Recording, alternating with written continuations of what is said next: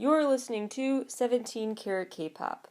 For more information about the variety of topics covered on the show, as well as my other podcast, How to Stan, visit 17caratkpop.weebly.com. And if you enjoy this episode, please consider becoming a monthly donor to support my work and allow it to continue to go on and be free for all to access for as low as 99 cents a month. Visit the Support the Show link on my site's homepage for more information. Hello everybody and welcome back to 17 Carat K-Pop. Because it's been so long since the last LOONAverse talk, I want to provide a little recap of the timeline, members, your condensed guide to LOONA, the condensed and updated guide, and then I will dive into my thoughts and theories on the latest release. So here's a condensed version of what the LOONAverse is all about, but if you want a more piece-by-piece drawn-out guide, check out the other episodes of LOONAverse Talk. Go to 17caratkpop.weebly.com, click episodes, and then sort by artist in the drop-down menu to find all the LOONA episodes in one place. LOONA had a super unique rollout strategy where they debuted each solo member month after month until we met 12 members. And then they all came together as LOONA. And the story all started with the introduction of Heejin and her solo song, October 5th of 2016. Then Hyunjin was the girl of the month for November 2016, Hassel in December, etc. After those three, Yeojin and Vivi debuted with them, and then all of the members we were introduced to so far formed the first subunit, LOONA 1/3. This is when there is a pivotal storyline shift. The first subunit has been established. Now the music videos transition into literally a darker tone to them. Now the logo before each LOONA video is black instead of white. LOONA 1/3 released EPs that mirror each other, Love and Live and Love and Evil. You'll notice that Evil and Live are the same word, just with the letters reversed. Love and Live tells the story of first love. Love and Evil tells the story of a first breakup. Now there's a fresh start, though, after that first relationship, with the introduction of member Kim Lip, May 23rd, 2017. Kim Lip's single is titled Eclipse for symbolic reasons, because she basically signifies a changing of the moon and a corresponding changing of the guard, changing of their worldview, because up until this point, LOONA had been singing about a very innocent and timid love, where they did not take the first step. But now Kim Lip is really taking destiny into her own hands. She's a more decisive member than the others, and she's basically creating their destiny by starting the eclipse, by drawing these circles that continuously are expanding what the LOONAverse includes, both size-wise and color-wise. She's basically drawing an artist's palette, symbolically.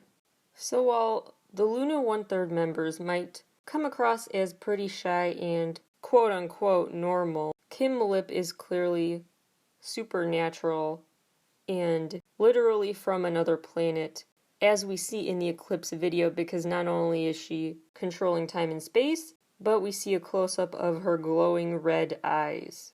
Next, we were introduced to Jinseo and Cherry. In Cherry's video for Love Cherry Motion, there are 3 moons featured, which provides a little bit of foreshadowing that, in the end, LOONA is broken up into 3 subunits. The latest members to be introduced into the group form the second subunit, Odd Eye Circle, and they release mirroring EPs as well, Mix and Match and then Max and Match. The start of yet another new chapter for them is symbolized by the song New, released by Eve, late November of 2017. Then we were introduced to member Chu in December 2017. She is my bias and has a really cute, quirky music video for her debut single. The first girl we meet in 2018 is Go One. and she has a song about self-love, one and only. So while all the members so far have talked about relationships, seeking love from others, Go1 suddenly flips the script and sings about just love for herself. Fun fact, the original mix of one and only was used to, quote, stimulate stereognostic perception, unquote, which basically is the ability to understand the form or the look of something with clues that are not related to sight or hearing. So your stereognostic perception has to do more with maybe temperature, spatial properties, traits of an object beyond the visual and auditory. So the sound was mastered in a way that was supposed to trigger intense visualizations, basically. Next we meet Olivia, and then the final Loona subunit is formed, Loona YYXY. The LOONAverse overall exists on this Mobius strip, and on one side of it is Loona 1/3, who are living quote-unquote normal lives here on Earth. They are the subunit with love and live and love and evil. On the other side, we have Loona YYXY, who live in this utopia, this Garden of Eden, that they're trying to escape to really reunite with their true selves, which becomes the other Loona members. Odd Eye Circle, the subunit with Kim Lip, Jinsel, and Sherry, live in what they call the Middle Earth, and they take on these supernatural, saving the world roles, putting up, as the song says, a girlfriend. And they view it as their job as located between Utopia and Earth to be those mediators. Symbolically and literally, they are the middle woman. This subunit is called that, and the word odd is meant to look like the image of a full moon next to two half moons. The YYXY subunit is metaphorically the water for the seeds planted by the other subunits. So they officially allow for the LOONAverse to be complete. The final piece of the puzzle is there, and now the magic happens, and they start blossoming, and this new LOONAverse can officially be created. Each member of YYXY has a keyword associated with them that you could describe as the trait they use to water the seeds. Choose word is hope, nice choice. Go1's is love. Remember, she's the one who sings one and only and is all about self-love. Olivia's word is anger. She really wants to explore taboo topics and enter Eden. And Eve's word is new because she symbolizes a rebirth. Hope, love, anger, and new. And all these ingredients are needed to give rise to something new. Give rise to a new chapter for them that's worth experiencing. And one of the subplots here has to do with the Garden of Eden in general, because Chu and Eve basically met there, and Chu has a crush on Eve. At long last, we finally got to see the album Plus Plus, which came out August 20th of 2018. They actually had one of their best songs ever, this pre-release single, Favorite, come out August 7th. So now the fandom is the Orbits. The Loona members are basically talking about how they, bit by bit, created this new world where all of us can peacefully coexist, and where the Middle Earth dwellers, Odd Eye Circle, are going to serve as our guards and protectors, basically. February 5th of 2020, the girls released the hashtag album, and that is an intentional use of the symbol because it doesn't mean anything on its own, but it can represent a whole host of things if used in combination with different words or numbers, which is meant to symbolize how now Loona is realizing their true power when they all come together as one. But in doing so, ironically, they are hoping to encourage listeners to not just come together, but also challenge themselves to find their individuality. And this is when they release the single So What, and images of flames, torches, basically not letting your flame die out, becomes a key recurring symbol starting now. The next comeback is 12 o'clock, which they refer to as the Midnight Festival.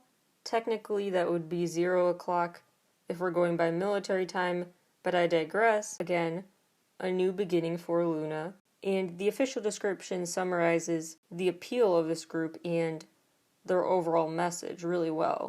LOONA is expecting a new moon to rise.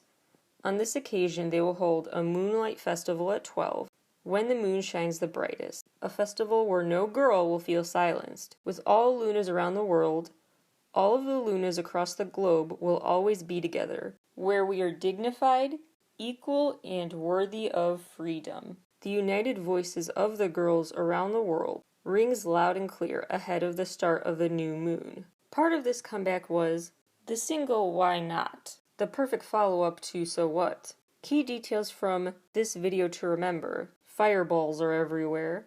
There's a scene where the members are in a big circle, playing kind of Ring Around the Rosies type of thing, circling a fire pit, and there are several moments where a pair of white sneakers is zoomed in on. Those white sneakers are once again seen right after we see the close-up of a blue butterfly. Now on their albums, they have been fusing the different personality traits that used to be disentangled and assigned to separate subunits. So you have the innocence and youthfulness and playfulness mixed with boldness and a newfound confidence and willingness to be upfront and take charge in the same songs. So for example, the song Hide and Seek on this album is cute and playful as the title would suggest, but it's also about just not being afraid to face an opponent in any game in life. Then there's the song Oops, which is about giving up worrying about what others think of you in a sassy, sorry not sorry, tongue-in-cheek way. And we see this on the brand new album as well. Like the song Wow, which is all about empowering women everywhere. There's Be Honest, a self-explanatory song with a message that is direct yet gentle towards someone. There are softer ballads on the album, but then you have the title track Paint the Town, which shows their commanding presence now. They are ready to make their mark and show all of their unique colors on the world. Up until this point, LOONA's story has been about each of the members finding each other, coming to terms with who they are, and then bringing all of their own unique personality traits and realizations about who they are to the group as one cohesive whole, and just making it a cohesive yet varied group, which shows in both their music and music videos. They're combining a bunch of sounds, aesthetics, etc. So now that all the members have found each other and can create something beautiful out of this world their characters have literally built, the next part is finding harmony in that world. Creativity, really not just living in this utopia they've created, but thriving in it, letting their true colors show as their latest title track, Paint the Town, would suggest. The official description for LOONA's brand new album reads as follows, quote, LOONA has shown the effect of plus plus so far, gaining courage with the butterfly effect, and finding their inner self. What's more is that LOONA created a bigger wave of change with their passion to make a world where not even a single girl is oppressed, and is about why LOONA had no choice but to break the fixed rules and become one with all LOONAs around the world after making bigger waves of change. LOONA holds a variety of symbolic objects that symbolize their dignity. Among those, the symbolic color has a sign, connection, with the message that LOONA wishes to convey through this album. Side note, I think they're referring to the color red, as well as the torch they've been carrying. All LOONAs around the world paint the world with their own colors and conveys the message. They will shout out Paint the Town in one voice after finding their own colors. Finally conquering the LOONAverse with their own strengths, LOONA then discovers a bigger world that they had never known about. The intro holds a story about you, me, and us together, becoming one after breaking the fixed, conventional symbols. That description of this album, to me, summarizes so many of the reasons why LOONA truly has become next level popular, next level talked about online, has next level passion of their fans, because they take symbols like the ampersand for and, the hashtag, the plus signs, as they call them, fixed symbols. And then they do the unexpected with them. So they are basically playing along, playing by the rules, acting like Luna 1/3, where they're saying, okay, we're just following the rules. But then there's this tongue-in-cheek subtlety of rebelliousness, even in Luna 1/3. They are ready to break out of society's boxes. They are ready to break some rules that deserve breaking. They are ready to figure out who they are at all costs. And they will hold on to individuality despite who may oppose them doing so. They will never get rid of autonomy. And that shared mission ironically unites everybody who is seeking autonomy. Not just taking the norms and distorting them to their own ends in clever ways, but their music video characters also invite everyone else to join them. What colors will you add to the LOONAverse? That's why the fandom's called the orbits. We each orbit around each other, but we are also each like our own little unique planet. So that's what I think ultimately the appeal of this group comes down to, is a desire to both have people to lean on in a group, feel like you're a part of something bigger than yourself. You're contributing to this greater project, and simultaneously having the desire to be encouraged to break away and express your individuality. Those goals are absolutely not mutually exclusive. A lot of really noteworthy Easter eggs in their new music video for Paint the Town. Kim Lip's eyes glow red again. We're back in the Eclipse music video setting. That pivotal plot point in the story is back. Another close-up of a blue butterfly is back. A circle of flames is back. Lots of symbols come back, but now are being treated in a new way, with this new message of not just creating the town, but now we're ready to paint it. As fun as it is to see this newly emboldened Luna that was created, it's also really fun to look back in time to when their unique musical influences were very distinct as opposed to combined. Because they each really did, not just storyline-wise, not just in the music videos, but actually sonically change over time to show that shift from each person on their own versus coming together as one. And my favorite solo release to revisit is the song and video that got me into Luna officially. That made me think, that's it, I do stan Luna. The song Heart Attack by My Bias Chew. It is an absolutely adorable video with really cute and quirky aesthetics and very fun sounds. It really does feel like the perfect song to tap dance to. It is just such a cute, feel-good song and video. And the perfect example of why truly to understand why Luna's music sonically is so unique, you've got to listen to it without being distracted. With headphones, preferably noise-canceling ones. Not just when you're multitasking, not when you're out and about, but when it's quiet and you can take in all the little sonic details they add in the background of their instrumentals that make it extra catchy. The storyline and visuals for this video came from 3 big sources of inspiration. One is the artist Rene Magritte, a surrealist artist who actually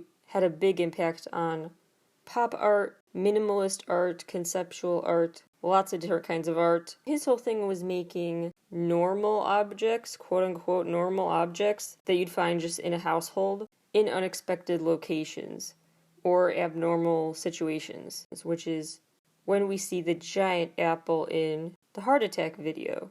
Magritte describes his artistic vision in a really interesting way. Quote, visible images which conceal nothing. They evoke mystery, and indeed, when one sees one of my pictures, one asks oneself this simple question. What does that mean?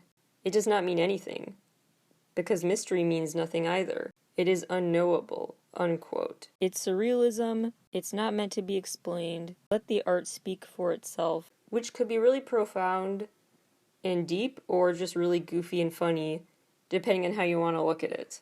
The second big source of inspiration for this music video is the Hans Christian Andersen short story, The Little Match Girl, which is actually a really dark short story from the 1840s. It's about this girl who is terrified to go home because she's been tasked with selling all of these matches, and she's worried how her dad will punish her if she goes home and shows she didn't sell all of them. She's distraught but is comforted by several images. The images of warmth and food and shelter, all these little things she craves that are seen in the flames she looks into, the image of her grandma she sees in there, as well as thinking of her grandma whenever a shooting star passes across the sky. And since she doesn't go home, she dies of hypothermia and passerby discover her the next day frozen.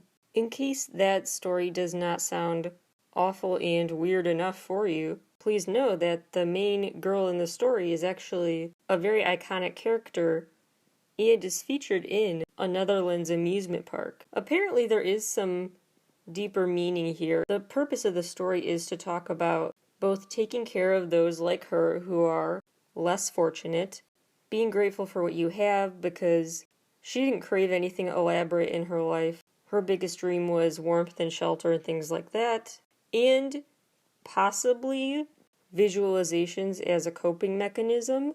While it might sound odd that Luna was inspired by this story, there is a lot of overlap with the symbolism. The shooting stars, the flames, plus in general, Luna likes to lean into that vintage sound and look for some of their videos. And also there's that message of envisioning a brighter future for yourself, seeing a greater purpose in your life, a manifesting of your dreams. The other source of literary inspiration behind the Heart Attack music video concept, the novel Aphrodite Means Death by John Appleby.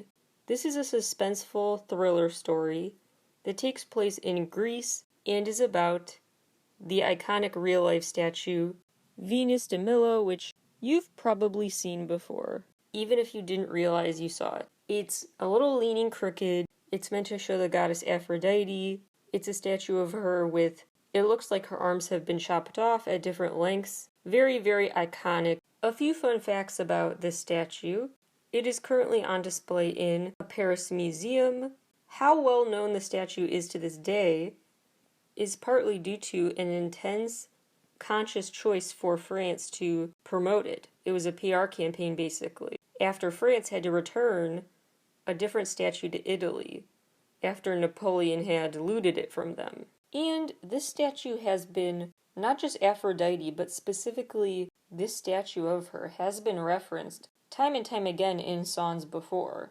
But Luna did it in their own unique way, and partly I think because the backstory of the statue involves potentially the accidental discovery of it by a peasant. I think that's a theme with Luna's work about finding yourself amidst obstacles you face in the world due to oppression, judgment, etc.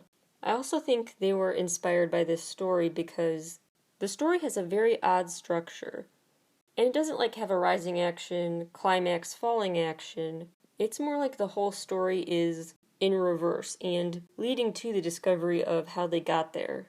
Because the story focuses on a girl, Jane, who ends up encountering a man with amnesia. This man therefore cannot answer any questions about her misfortunes and how he played a role in her misfortunes. But his memories end up returning to him bit by bit as the story develops. Luna's discography follows a similar structure, where they were introduced to us bit by bit, but we didn't know what it was for, really. What was the final message going to be? What is this? How many members are there? And then they all came together as one Luna, and their mission, their story, became singular and clear. We see through the symbolism Luna uses that they are both perpetuating a cohesive and a very distinct, personalized story. So they give us objects, and we get to project our own interpretation of their meaning onto them. The butterfly, the flames, the importance of moons and eclipses,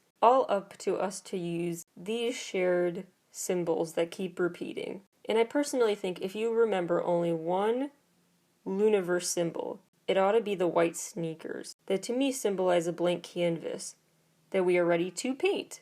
I will be keeping track in the future too on this show about how statistically this album does well. So far it has topped iTunes in 31 regions. Paint the Town has over 30 million views. It reached number 1 on iTunes in the USA. Loona broke their personal 1-week sales record within just 3 days of a week, selling over 46,900 copies. Lastly, allowed them to become the Korean girl group with the most number 1s on USA iTunes charts in history. Very excited to see them continue to break records and break more in the future. And I hope this episode today really helped break down why those achievements are so deserved. A really unique, interesting story that weaves together everyone's life stories. Thank you all for listening today, and I will talk to you all again and talk more about Loona very, very soon on the show.